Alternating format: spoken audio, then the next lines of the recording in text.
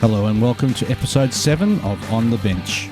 If you build aircraft, ships, armour, automotive, science fiction, figures, or space, this is the podcast for you.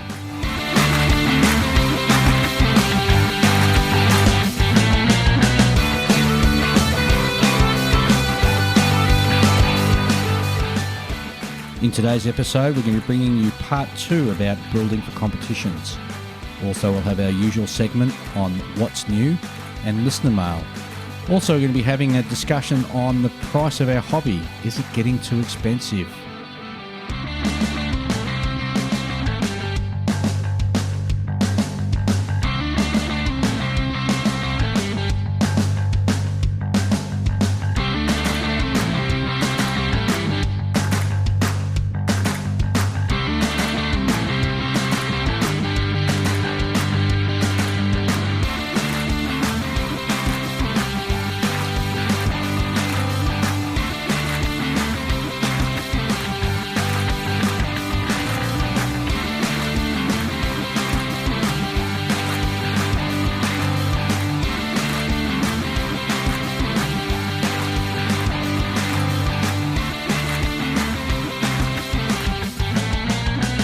And hello and welcome, and my name's Dave, and with me I've got Ian and also got Julian. G'day, guys. Hello. Hey.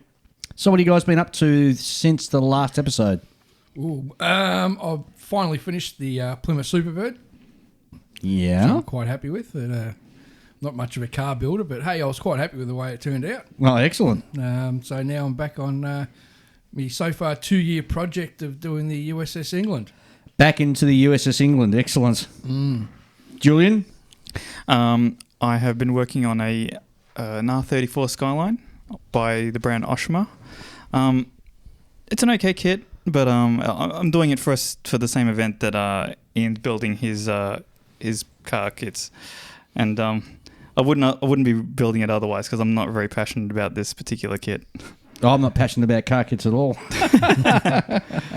No, they're not bad. No, they're not bad at all. And I love the way yours turned out. It looked absolutely brilliant. Yeah, it looks all right. Come up all right. So I'm going to put that on the Facebook page, yeah? Yes. Yeah, show everybody what it looks like. Yep. Beautiful blue. Yes. Nice bright blue. Last week I got in a 67 Shelby GT 350, which is going to be in the to build. Oh, lovely. Lovely.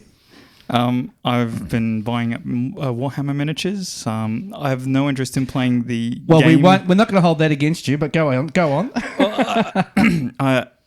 I'm more the modelling side of it. Like I take an interest in the building and the painting of these things. And while I haven't painted any of them yet, I'm very interested. I want to start it very soon. But this car thing has been taking precedence. They're lovely kits of Warhammer stuff. Very, very detailed. And, done well, they come up an absolute treat, don't they? Oh, yeah, they do, yeah. I mean, you can... Very pricey. Yeah, very pricey. But they're good, as you said, they're very good quality. But you don't have to actually play the game to actually just enjoy building the things, though, do you? No, of course not. I mean, they're just they're a figure like any other. You're just a bit more fanciful, I've always wanted to get one of their tanks. I just love the look of the tanks. They look really cool. Yeah, they got some pretty decent armour. All right, guys. Well, let's get on with the show. I think we'll now move into what's new and we'll see what's happening in the modelling world.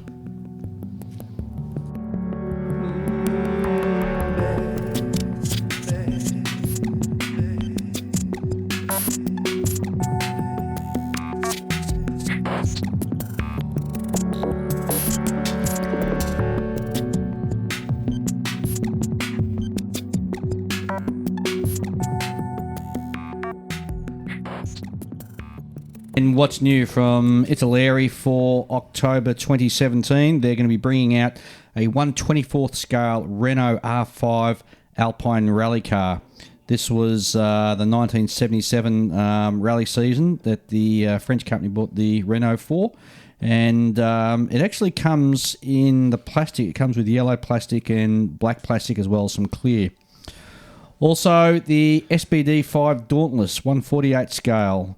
And there's quite a few Dauntlesses floating around in the market now, isn't I'm pretty there? sure the Italeri ones are the what's the Accurate Miniatures kits? Yeah, you reckon it's a Reeboks? Yep. Okay. Yeah, because I've got an Italeri one, and I've got a one of the other ones as well, and they're identical, same sprues.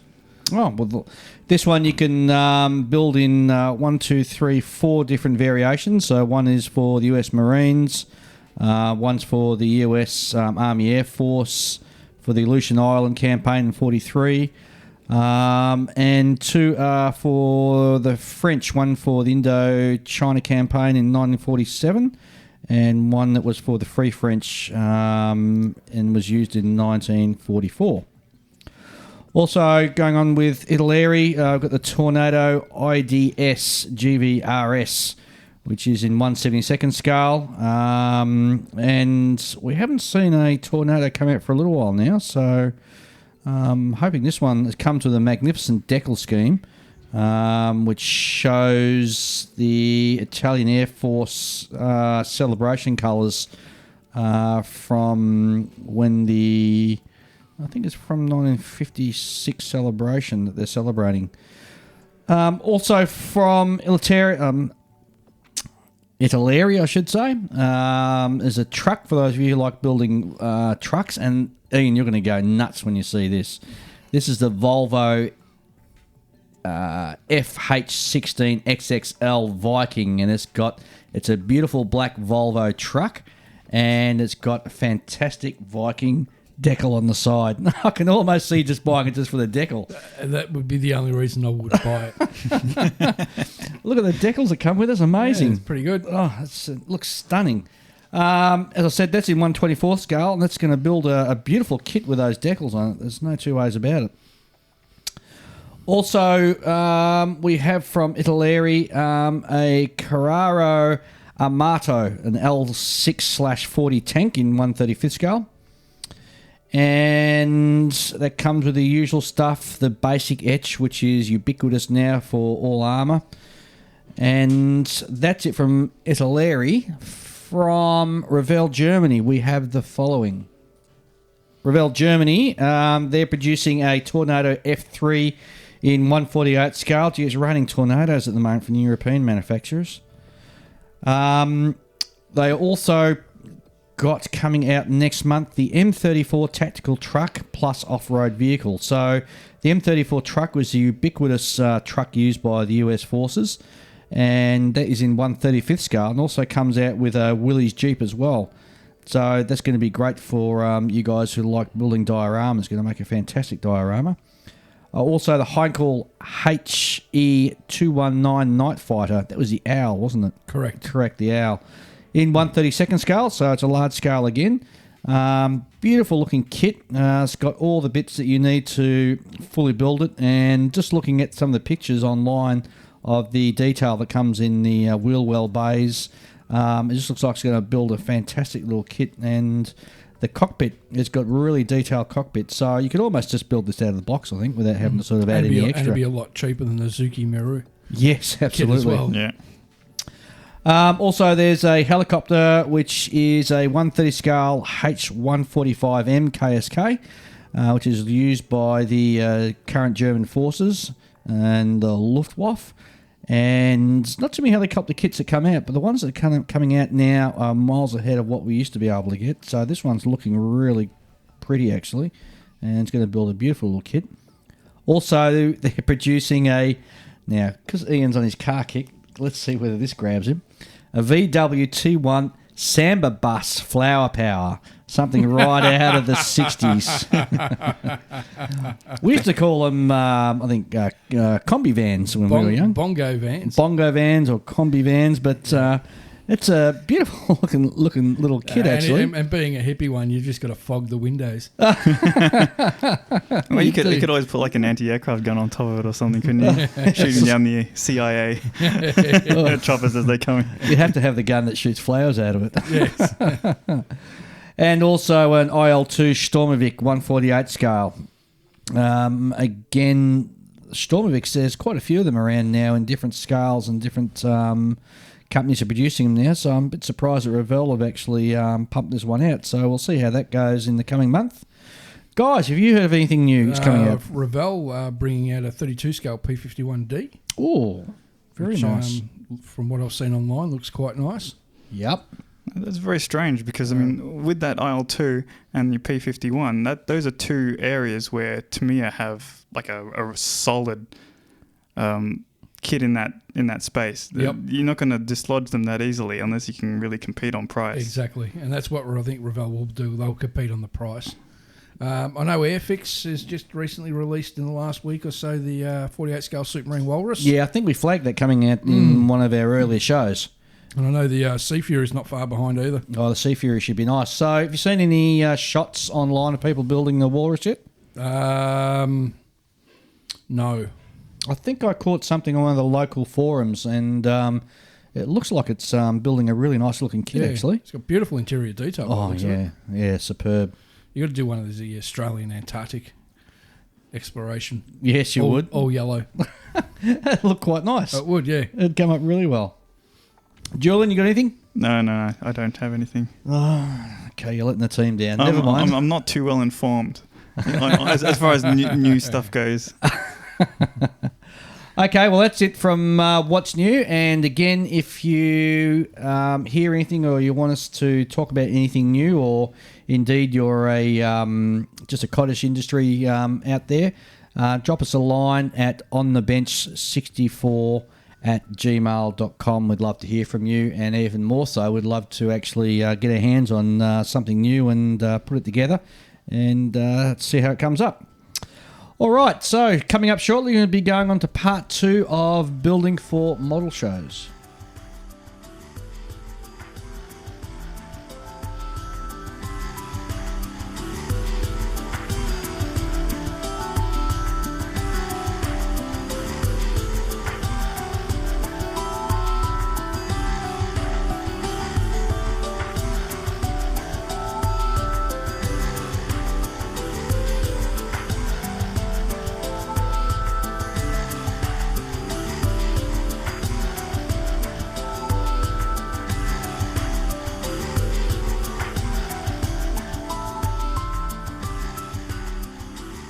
And we're back with part 2 about building for model competitions. So where we left you last time, we'd gone through a whole heap of areas about how to build and what they're actually the judges look for. What we're actually going to delve into part 2 is the actual class-specific basics. These are the things that judges are actually looking for. So let's talk through all the different sections. So we'll start with aircraft first of all, construction and painting. So the things that you really need to be paying attention to in this area are wings and tail planes have the same dihedral or anhedral on both sides. Yep. So dihedral is where the wings go up, and anhedral is where the wings point down. Wings and stabilizers are aligned correctly with each other and identical on both sides of the centerline. Well, that makes sense. Fin to stabilizer angles are correct and aligned with each other in front and side views where appropriate. Engine nacelles, cowlings lined up correctly in the front, side, and also in plan views. Landing gear. Now, this is a bit that catches a lot of people out, I think. The wonky landing gear. Wonky landing gear. So landing gear components are properly aligned with the airframe and with each other in front, side, and plan views. Now, these days, you can get a lot of additional stuff to, or I should say aftermarket landing gear, which can be white metal, for example. Yep. And you can also get wheels where they've actually been flattened off, or you can, in fact, do that yourself and flatten it off so it sits a lot better. But there's nothing that gives away an aircraft model straight away than if the landing gear is slightly wonky. Yep. Yep, that's right. It just stands out, doesn't it? Yep. Ordnance items such as bombs, rockets, pylons, they need to be aligned correctly with the aircraft and with each other. And in particular, if it's a swing-wing aircraft such as a F-111, some of the pylons don't actually turn when the wings are in or out. You've got to make sure that you check your references correctly for that. Weathering, if present, should show concern for scale, e.g. the size of the chipped areas needs to be in 1/48 scale if you're chipping on a 1/48 scale aircraft, for example. Yep. There's nothing worse than an aircraft that's been sort of over-weathered and it looks like it's been over-weathered. Unless you're doing... The thing you got to also realise is aircraft during combat times are dirtier than they are during peacetime. Yep. So if you're modelling an aircraft during peacetime, hardly any weathering. Yep. When you're weathering an aircraft during wartime, you can go a bit harder. And a classic example of that is aircraft, say, from the US Army Air Forces in the 20s and 30s. Even Vietnam. Look at Vietnam, like the undersurface of some of the aircraft, like the F-4 Phantoms and so forth, during the Vietnam conflict. Absolutely filthy. Yep. You can barely see any grey. Yeah, and the opposite to that is during the 20s and 30s. So everything was pristine. Absolute pristine condition. Yep, that's right. So, factory fresh interior would be unlikely on a 100-mission aircraft, is what we talk about, just spoke about. So, again, you just got to really look at your reference material, don't you? And with the interiors, your main thing is you're going to have a bit of weathering on the floor, a bit of chipping around your throttles. Yeah, the most important thing is intent. You know, you want to sort of go, okay, well, on this particular aircraft, they would enter from the left-hand side. Yep. So make sure you're either on the left, not the right. You know, make sure chipping's in areas that get touched, not in areas that don't get touched. Like the scuffing. You don't want to have like the scuffing going all the way past the pedals. Yep. If they're landing on grass airfields, make sure you might want to add a bit of dirt and mud and dust. Exactly. Wing trailing edges, ordnance fins, landing gear doors, edges of open panels. These really need to be looked at in thins so you can get the correct scale as well. So this is where you're looking at either your aftermarket parts or you're doing a bit of work yourself and actually thinning down the part that comes with it so it doesn't look like a big sort of loaf of Vienna bread. It needs to sort of be thinned down so it's a nice sort of slice. Yes. So when you look at it, everything looks to be in scale. Anything else for aircraft, guys? Canopy frames. Yep. Yeah, make sure your canopies are clean. Even wartime aircraft, they can be as filthy as anything, but the canopies are always clean.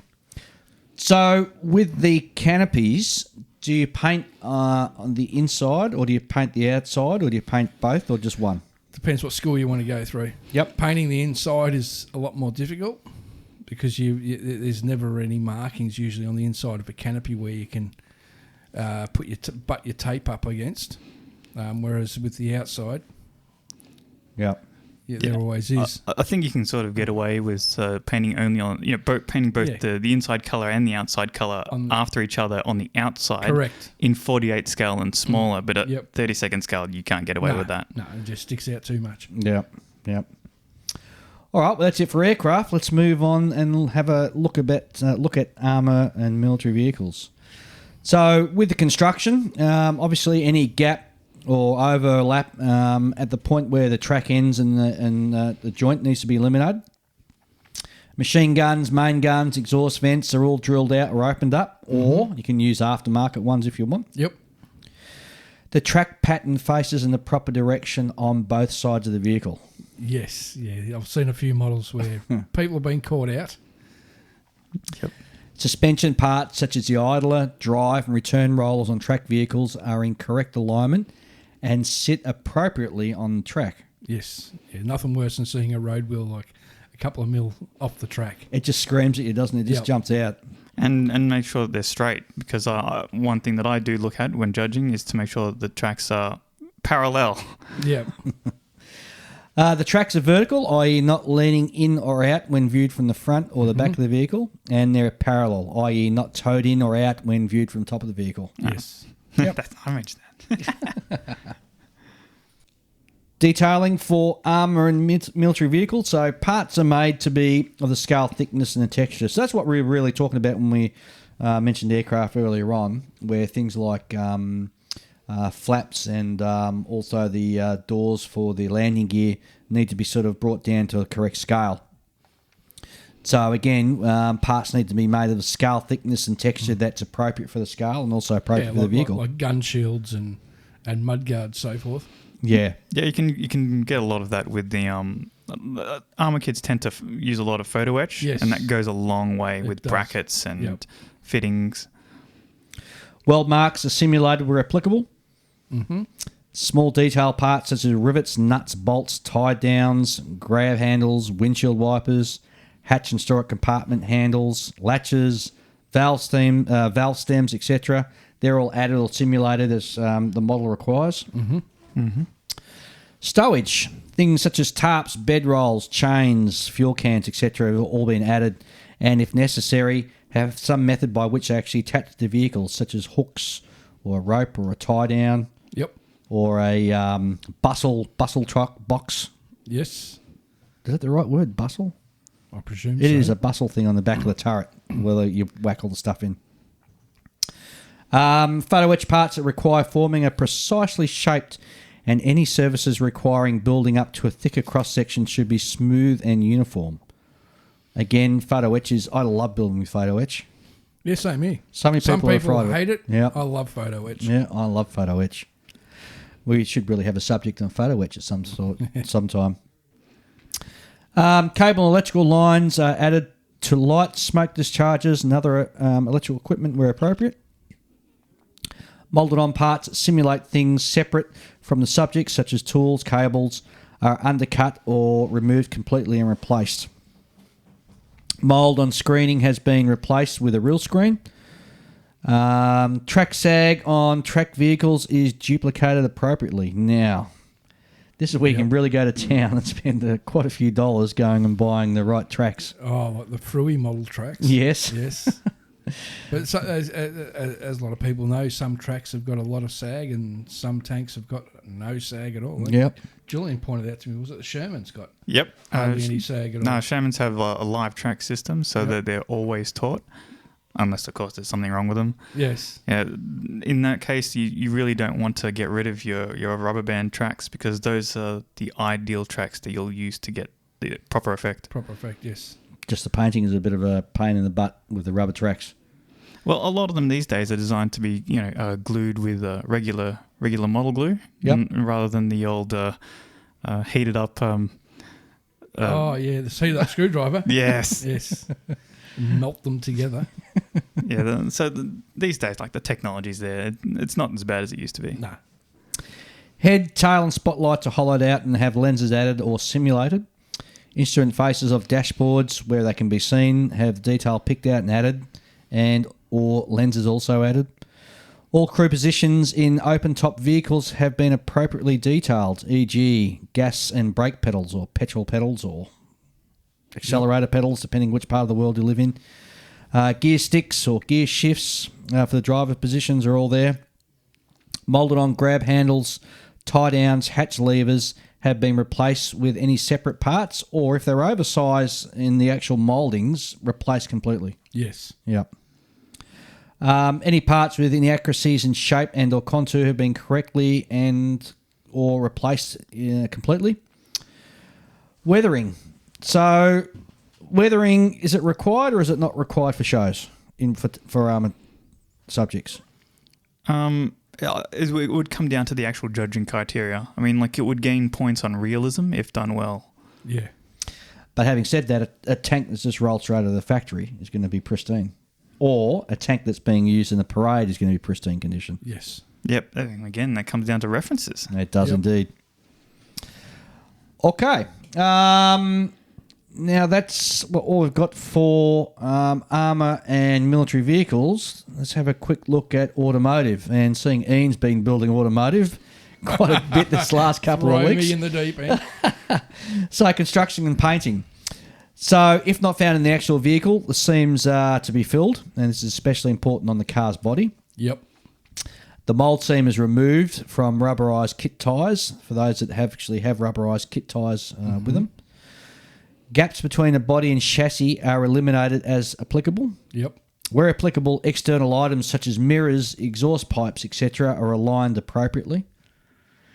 Internal items such as seats, some engine or drive components are all aligned appropriately and properly. All wheels touch the ground and align properly when viewed from the front or the rear of the vehicle. I remember seeing one and it had like 3 wheels down and 1 wheel up in the air, and I thought, gee, this guy's into that. I can't believe it. Mm. It can be really difficult sometimes for that sort of thing. Yeah. Oh, yeah. Especially if you end up with the kind of kit where you have to build, say, the chassis as two girders that runs down the middle, and then you got to put all the structure in between. Yeah, you almost need jigs to deal deal with that properly. And while talking about wheels, they should also be aligned as well, even if they're turned. So if you got the steering wheels turned, the front wheels need to be turned appropriately, so they're sort of, all correct. Chrome parts should be correctly represented and should be just as free of surface blemishes and evidences of construction process as any painted components. Which can be difficult because a lot of especially the older kits, the chrome on them is just horrible, and the sprue gates impede. So as soon as you take it off the sprue gate, you've got this big blank bit where the chrome's missing. It's like, well, what do? Sand it back and re-chrome it. Sand it back and re-chrome it. I've never actually used chrome paint. Is it all right to use? Yeah, it depends. Some of them, I can't remember the brand, but there's a company out there in Europe that makes these chrome pens everyone's raving about at the moment. Oh, okay. And you can buy the refills and you can run them straight through airbrush. And apparently this stuff is chrome. Oh, wow. So I might end up buying some of that in the next You few have to, weeks. yeah, we'll Give us a review and a road test. Yeah, I will, yeah. And again, although weathering is gaining more acceptance in the automobile or automotive ranks, especially with some trucks and certain types of racing cars, such as rally types, what they're saying is really not standard practice, and most auto models actually leave it as pristine as can. Yeah. Although that's not generally the rule. Again, if you're showing it, and you've got the reference material, and always include the reference material when you're presenting the model. That'll help sort of your case when it comes to the judging side of things. Yes. So detailing cars or trucks, contour errors are corrected. Exhausts, intakes, vents, and other subjects and objects that have openings are actually opened. Detail is added to the vehicle, such as door lock buttons, tyre valve stems, dashboard gauge detail, fabric surfaces on the interior components should be as close to scale as possible. Engine and chassis detailing is consistent with the level of detailing on the rest of the model, i.e. don't completely plumb wire an engine but not add the gear stick and the driver's pedals, for example. Working parts, if any, such as opening hoods, doors, should match the level of workmanship of the rest of the model.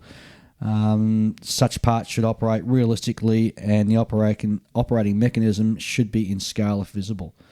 So, well, that'd be difficult, especially doing the front springs on a bonnet. Yeah. Some of the older cars had some very convoluted mechanisms, didn't they? Exactly. But so with car models and truck models, do you actually purposely want to have the doors open and close and the bonnet that opens and closes? Well, or bonnet open and close, yes. So especially if it's got an engine, you want to be able to show the engine, providing you've actually modelled the engine. Yeah. Well, with curbsides, you don't worry about it. Okay. But standard like Revell or AMC or whatever it is brand. AMT, that's the one I was thinking of. Yeah, they all come with engines. Yep. Bit of work. Mind you, there's a lot of aftermarket stuff you can now get for model cars. A heck of a lot. So much like aircraft and ships and tanks. Yeah. As much. Well, that's something we'll be talking about in the next segment. We're talking about the pricing of our hobby now. Yeah, because I recently picked up, just to add some of my kits, stuff like surrounds with number plates, aerials, distributors with wiring.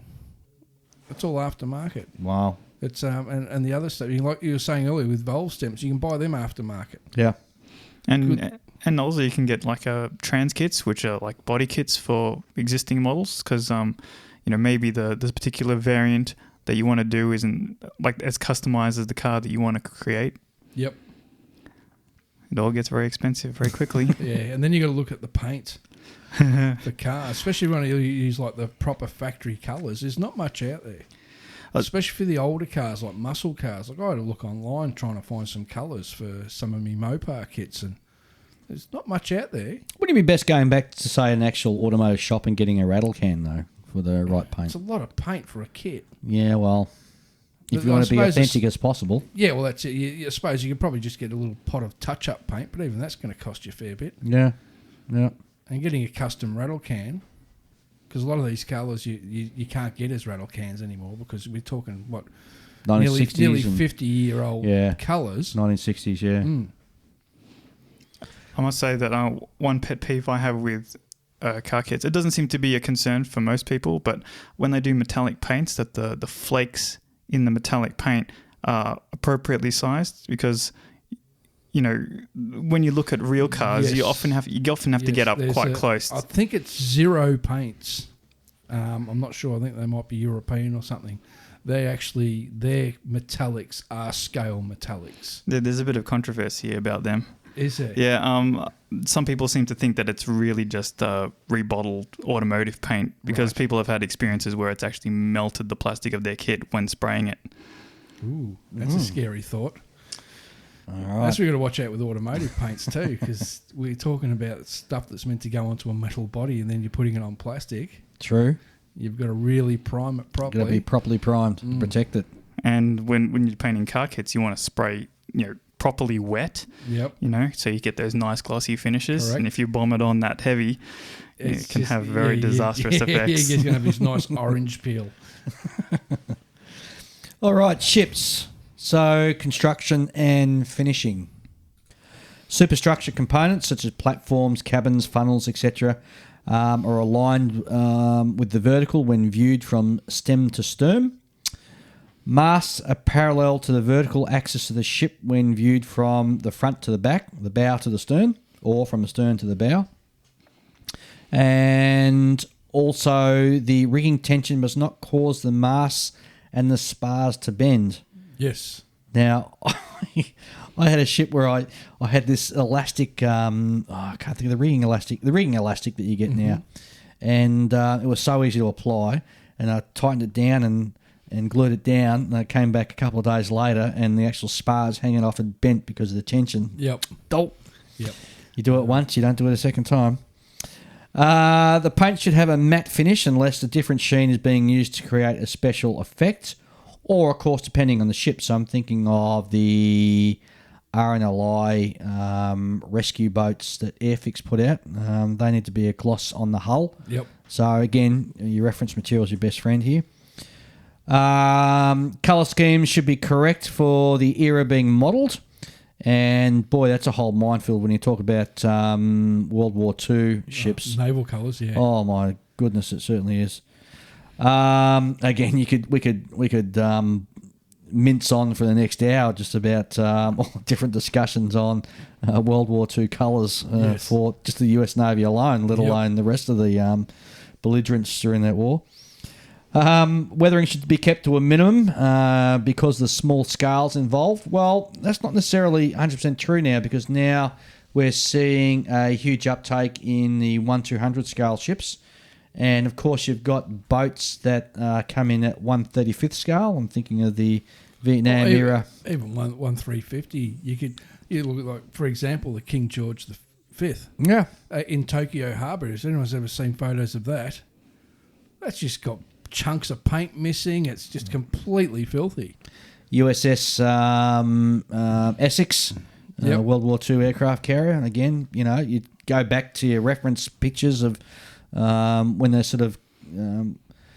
were mincing around in the Pacific Ocean, and you can see there's all heaps of rust and Yep. chunks of paint that's come off and patches put on it where Yes. they're done a repair somewhere.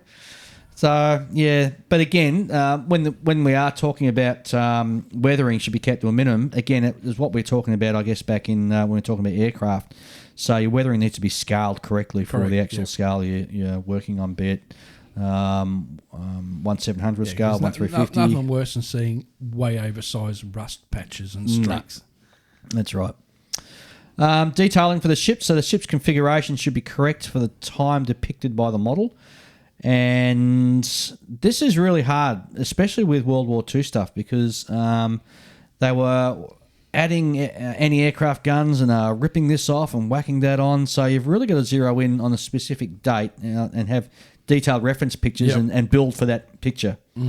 Otherwise, you can get yourself in all sorts of trouble. Oh, yeah. I mean, even the I'm thinking of the nuclear aircraft carrier, the USS Enterprise. I mean, the amount of configurations that the island went through during her life. I mean, there were heaps of different. Yeah, that's right. Yeah. Had the beehive on top of it in the early stages, and then So, again... And then you look at the Essex. That Yeah. was the same. They went through the same thing, the changes they had. Absolutely. So it's a case of zeroing in on what particular date you're going to use as a reference and then build to that. All parts round in cross sections should remain round. Now, they're mainly talking here about things like gun barrels, and they're talking about masts. But while we're here, let's have a chat about submarines. Mm-hmm. A submarine is supposed to be round, so you've got to be really careful, because when you buy the kits, they either split along the middle or down the centre line when you buy a submarine, and you've got to sort of slap them together, and you've got to try and maintain that roundness when you're getting that seam out of it. Yep. So, again, you're going to be as round as possible and as close to scale as possible as well. Small details sanded off during construction should be replaced with scratch-built or aftermarket material. Gun barrels and vents should be drilled out whenever possible, or of course you can use the brass turn barrels. That's what I do. Sailing ship rigging and line should be correct for the era being modelled. Oh, geez, I'd love to have a crack at doing a ship from the 1800s, but that rigging just scares the heck out of me. Deadeye should be right side up, and rigging lines and blocks should be in proportion to one another. Photo etch parts. Nubs and burrs where the parts are removed from the fret must be eliminated. Parts should not be unintentionally damaged or bent. Glue marks and build-up should not show. Parts, e.g. railings and stanchions, must not overlap. All railings should be straight, or must be straight, I would say, with no wavy railings, unless the photo etch wavy railings actually representing rope. Yep. Between the stanchions. The railings must line up horizontally and vertically where they join. And corner seams created when parts are bent to shape should be filled in. And, of course, paint should cover brass completely, including areas at bends and cuts. Yeah. So here's an interesting question. So, photo etch, in which area did it first come in? Was it for aircraft? Was it for armour? Or was it for ships? Interesting question. Maybe one of our listeners can answer that one. I don't know. I'm going to take a punt and say it was ships. Yeah.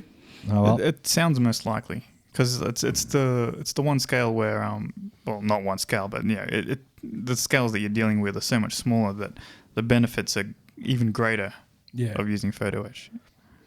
Oh, well, I'll put $5 down so it was ships, and I'll stand corrected. That's a challenge out there for everybody who's listening in.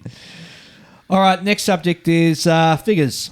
So a figure, the underlying premise of a figure is that it's actually a miniature of something, and it should look like a small version of that real person, or the orc, or Space Marine, or whatever it is that you're modelling. The closer the figure comes to that goal, the better the figure will appear to the judges. Now, I've actually done judging of figures, and we'll go through the construction and painting and detailing in a minute. But when I was judging it, the first thing that myself and the other two judges did is that we had a quick look, and anything that didn't look natural or right was automatically sort of put to the left, and we just concentrated on the ones that looked most realistic to our eye. Yeah, it so makes sense. That's the skin tones and the eyes. Mm-hmm. The eyes and the skin tones. Yeah, the eyes, you can do a fantastic job, but if you botch up the eyes, forget it.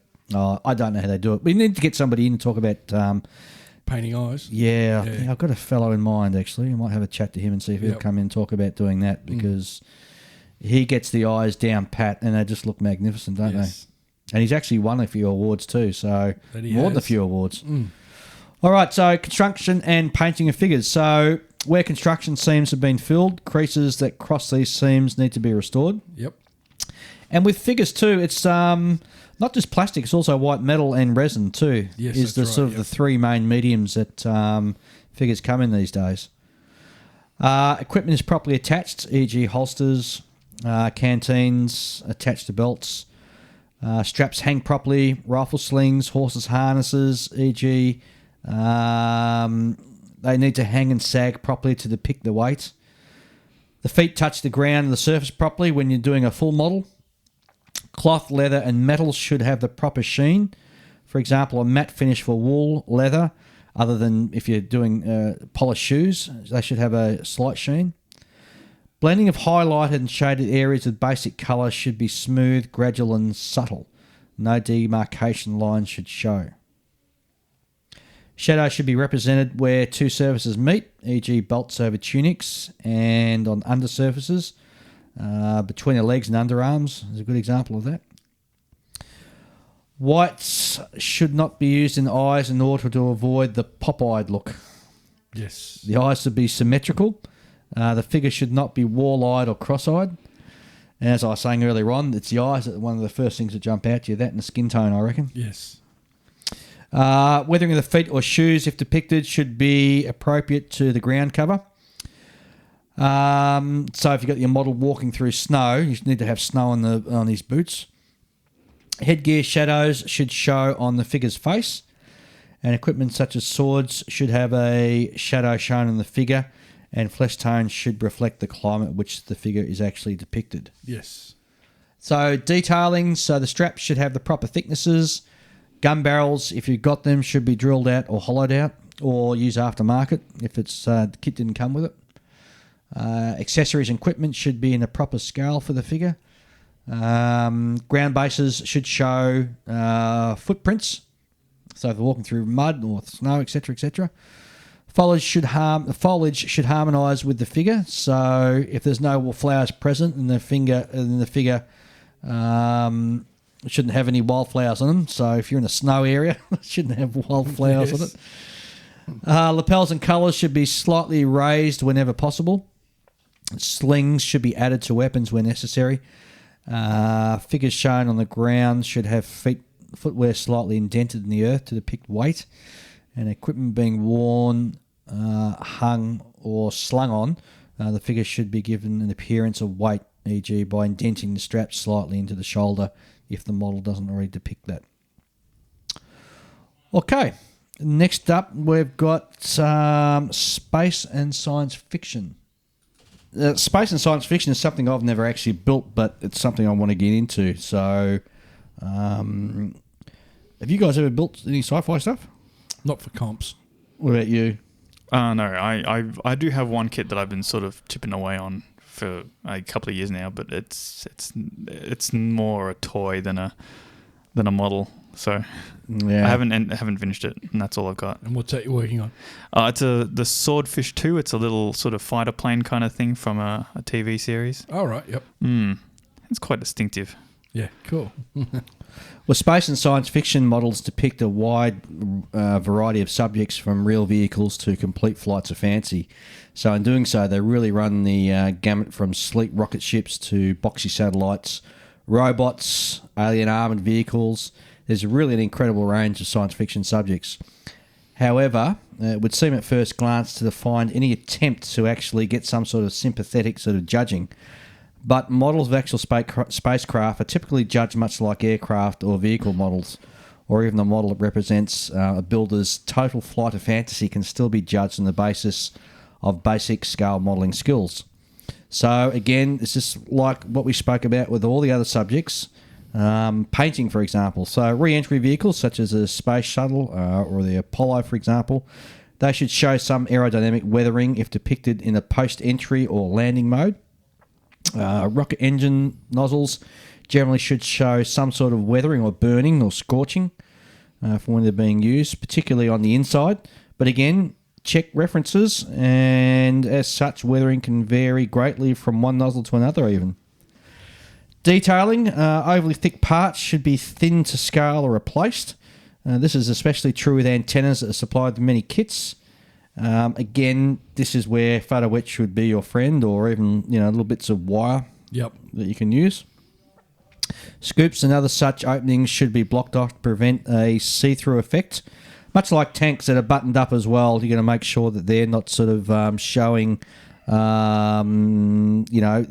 blank on the inside. They're, actually, if the tank comes, for example, empty on the inside, you've got to block it off so that when you look inside, you can't see it as an empty tank, for example. So weapon barrels, exhausts, intakes, vents, small thrusters, steering rockets, all those things need to be drilled out or opened as well.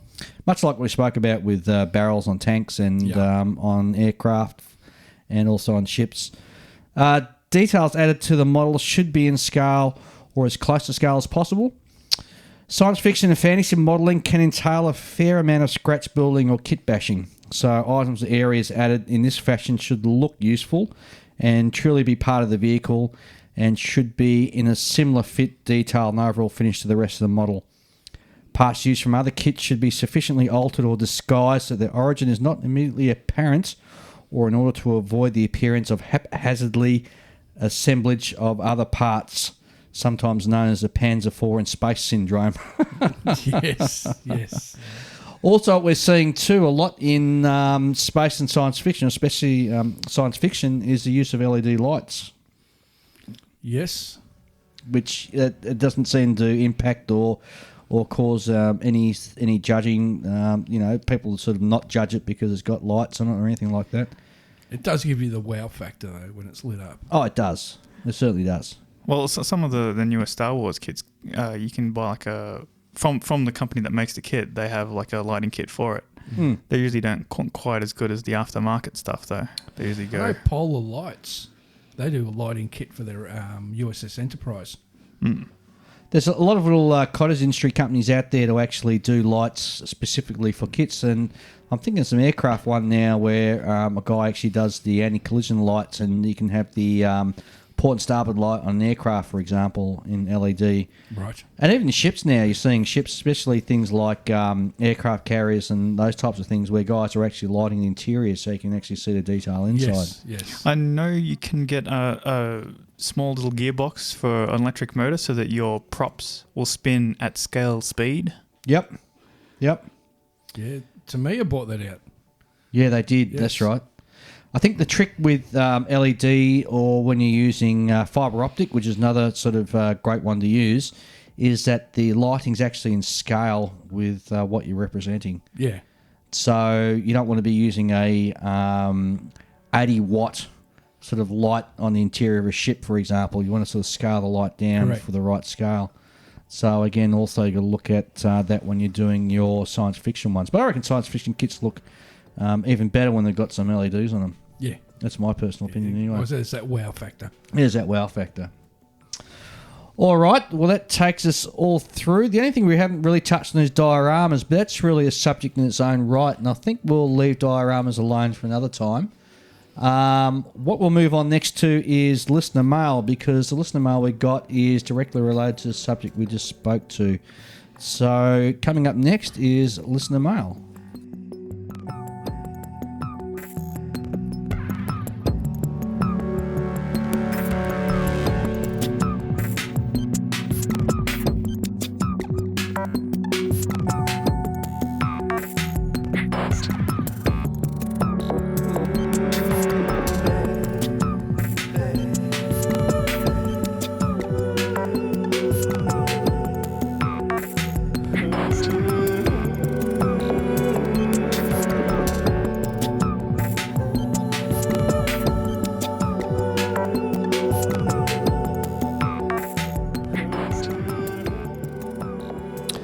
And we're back with listener mail, and we've got an email from Fletcher Sharon, and Fletcher writes, "Hello gents, my name is Fletcher Sharon, I'm 16 years old and I love modelling. I started when I was 7, so I've been modelling now for about 9 or 10 years. I want to start off by applauding you guys on another great show. Sounds like some cool new kits coming out, and I loved your chat about the model show stuff and look forward to part 2, so hopefully you're listening to this now, Fletcher, and enjoying it. So down to the question. He's got a question for Julian about judging in the intermediate section of model shows. So question, when it comes to judging the intermediate models, are reference photos important for us to provide, Julian? Your references can be very, very, very important. You have to be careful though, because if you're providing reference photos, you better make sure that your model adheres to those photos. If there's any difference, it'll be noticed, right? Yeah, definitely. They can actually work against you in some cases. If you build a kit sort of out of box, so to speak, no one can hold it against you because you're building it as the instructions decree.